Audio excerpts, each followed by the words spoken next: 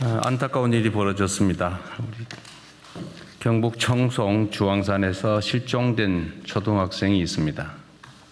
사흘째 수색을 하고 있는데 아직 발견을 못한 것 같습니다.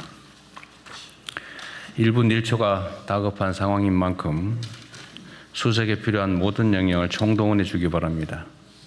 실종 아동이 조속히 가족의 품으로 돌아올 수 있게 하는 것은 국가가 해야 될 중요한 일일 것입니다. 수색은 주로 경찰에서 하고 있겠죠? 예, 그렇습니다. 어디 계세요? 예. 지금 혹시 동원 인력이 얼마쯤 되는지 아십니까? 몇 명쯤 투입됐는지 알아보시고요. 예. 이게 지금 500명이 이틀 하는 것보다는 1000명이 하루 하는 게 좀 번잡하고 힘들긴 하겠지만 더 효율적일 수 있으니까. 예, 그렇습니다. 경찰 현재 281명, 소방 28명을 동원했는데 너무 적은 것 같아요. 최대한 더 동원을 하겠습니다. 최대한 동원해서 예. 그 주황산이 그렇게 넓지 않거든요. 예. 전부 다 착시 뒤져보도록 하십시오. 예. 신속하게 조치하면 좋겠습니다. 예, 알겠습니다. 재정의 적극적이고 전략적 운영이 민생 경제에 실질적 동력을 제공할 수 있다라는 점이 연구 결과로 확인됐습니다. 지난해에 지급된 민생회복 소비 쿠폰이 지역 소상공인 매출을 소비 쿠폰 100만 원당 추가로 43만 원가량 늘리는 효과를 거뒀다고 확인됐습니다. 100만 원의 재정 투입을 통해서 총 143만 원의 경제적 효과를 거둔 것입니다. 1차적 효과가 그런 것이겠죠. 다시 2차, 3차의 효과도 있을 겁니다. 다른 여러 분석에서도 적시에 이루어진 과감한 재정 투입이 내수를 진작하고 경제 전반에 활력을 불어넣는다는 점이 일관되게 입증되고 있습니다. 그런데 이런 객관적 사실에도 불구하고 마치 돌림노래처럼 긴축을 강요하는 목소리가 사회 일각에 존재합니다. 국가 채무를 명분으로 들고는 있는데 사실상 민생 고통을 수수방관하라는 무책임한 목소리입니다. 한때 그런 시절이 있었죠. 절약이 미덕일 때가 있었습니다. 안 쓰고 아끼고 저축하고 막 허리 뒤 졸라매고. 그러나 지금은 소비가 미덕인 시대입니다. 이 돈이 안 돌아서 문제인 사회가 됐습니다. 이럴 때는 투자를 통해서 경제가 순환하게 하는 게 정부의 역할입니다. 그리고 우리나라의 실질적인 채무, 국가 채무, 그러니까 명목상에 있는 채무 말고 실제로 자산은 얼마가 있냐, 채권은 얼마가 있냐, 또 채무가 예를 들면 100만 원인데 채권이 90만 원 있으면 실제 빚은 10만 원 정도인 거죠. 이렇게 따져보면 실질 채무가 10% 정도다. GDP 대비 10% 정도다라는 국제기관의 발표도 있었습니다. 다른 어느 나라보다도 국가 채무 구조가 우량하다라는 것입니다. 지금은 위기입니다. 이런 위기 시대에는 아끼는 것도 중요한데 오히려 국가의 역량을 키우는데 투자를 할 필요가 있습니다. 적극적 재정을 통해서 내수를 활성화하고 또 경제 성장률과 GDP 자체를 높이면 분모가 커져가지고 국가 부채 비율은 오히려 떨어집니다. 특히 이 과정을 통해서 잠재 성장률과 생산성이 제고되면 세입 기반도 확대되고 또 부채 비율은 장기적으로 낮아져서 경제의 성장판이 더욱 두터워지는 선순환 구조를 실현할 수 있습니다. 국민의 눈을 속이는 포퓰리즘적인 긴축 재정론의 함정에 빠져서는 안 됩니다. 아무 때나 막 쓰자는 그런 얘기는 전혀 아니죠. 그렇게 하면 안 되겠습니다. 경제가 정상화되고 활성화되고 있는데 자꾸 빚내서 쓸 일은 아니겠죠. 그러나 지금은 투자를 통해서 잠재력을 키울 수 있는 시기입니다. 특히 위기 시기이기 때문에 지금 투자하면 나중에 더 큰 보상으로 돌아온다라는 게 기본적 원리 아니겠습니까? 정부는 적극적인 재정 정책을 통해서 국민 경제 대도약의 발판을 닦는 데 역량을 집중해야 되겠습니다. 이런 기조를 바탕으로 하반기 경제 성장 전략 수립과 내년도 예산 편성에 임해주기를 당부드립니다.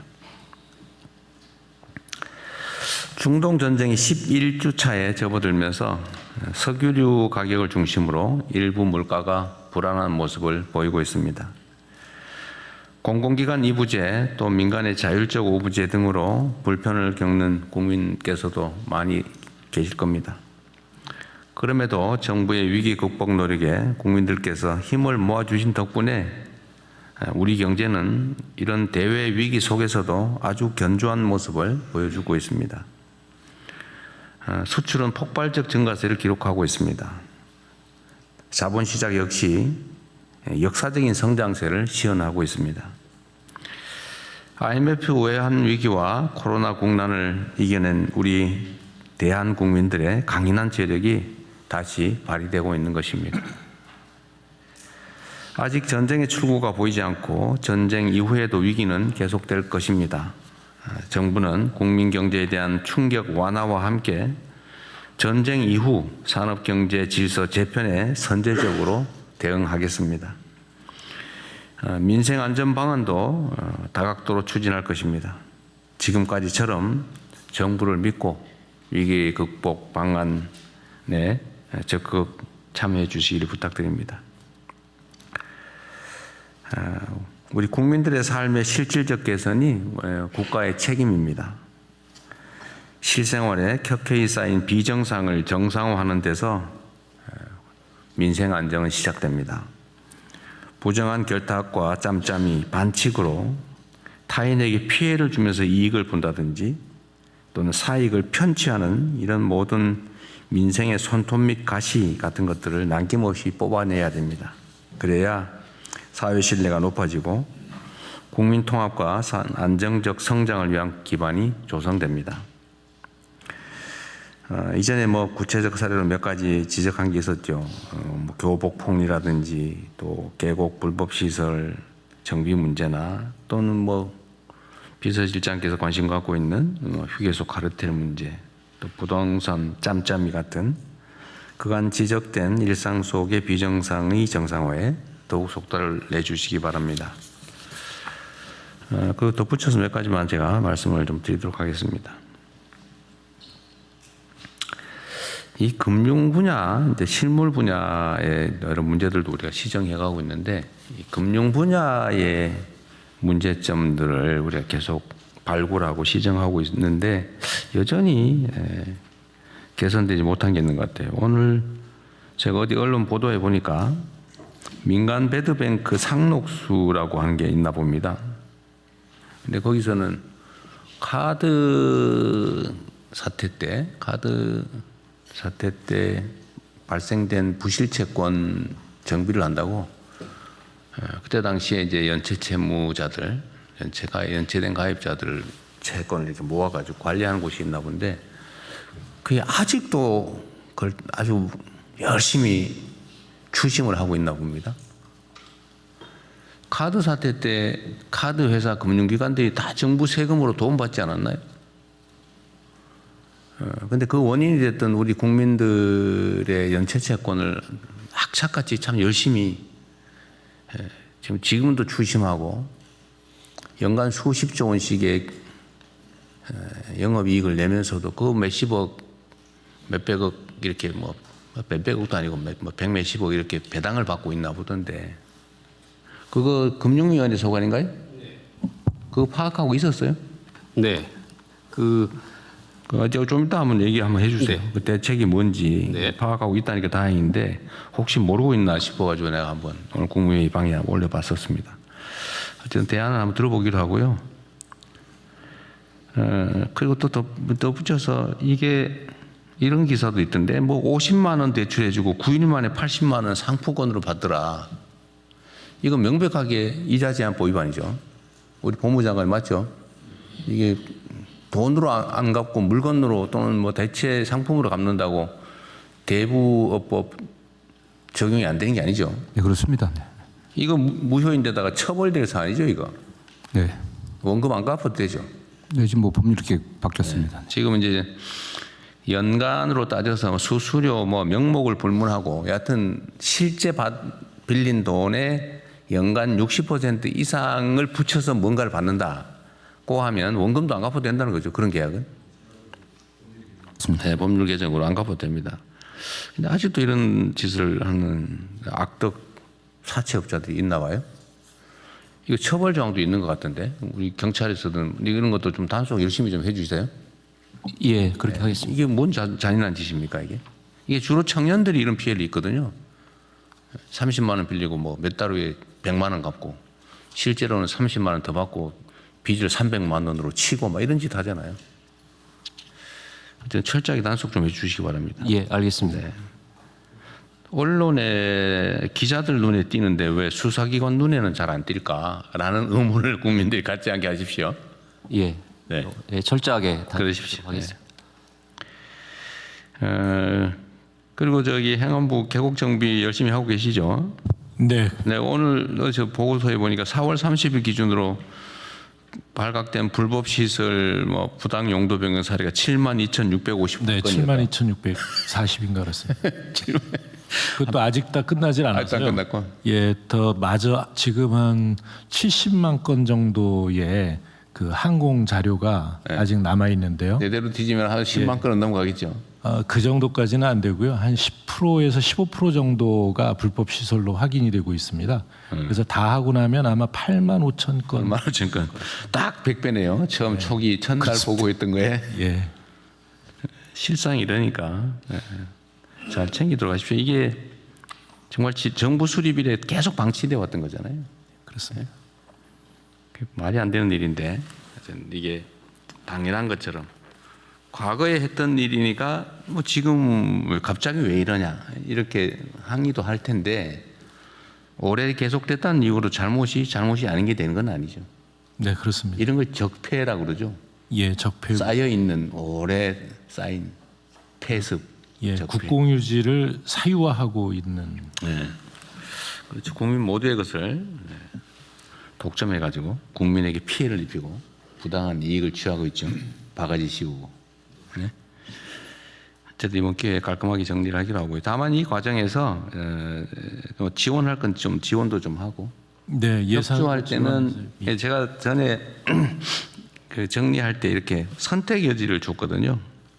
그러니까 스스로 하는 경우 안에서 정부가 나설 경우 이럴 경우에는 스스로 하면은 뭐 철거도 도와주고 또 나중에 복구도 도와주고 네. 또 재기할 수 있는 금융 지원도 해주고 예를 들면 주변에 편의시설을 갖춰주거나 공공시설을 갖춰주고 주차장이나 뭐 아니면 탐방로 또 계단 뭐 이런 화장실 이런 공공시설도 갖춰주고 다 지원해주고 형사처벌도 안 하고 이렇게 하는데 만약에 버틴다고 하면 강제 철거를 당연히 하고 철거 비용도 물리고 형사처벌도 하고 지원도 없고 뭐 금융과 같은 시설 협조도 없다. 둘 중에 좀 선택해서 하게 하면 되게 다 스스로 하더라고요. 네. 어쨌든 그걸 일일이 다 정부 공권력을 동원해 가지고 막 철거하고 할 수 없으니까 스스로 할 수 있게 하고요. 제가 언제 얘기 한번 했는 것 같은데 어느 지역에는 보니까 그 사실 공공이 해야 될 공공시설에 준하는 거를 민간인들이 돈을 내 가지고 만든 게 있더라고요. 예, 그런 게 있어요. 저기 경북 어디에 그런 게 있던데 보니까. 네, 네.